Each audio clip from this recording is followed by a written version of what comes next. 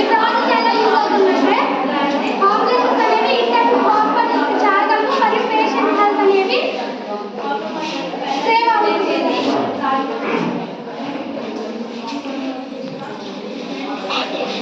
ఈ ప్రాజెక్ట్ లో మేము యూజ్ చేసిన కాంపోనెంట్స్ ఏంటంటే USB 8 to 6 IS sensor, LEDs,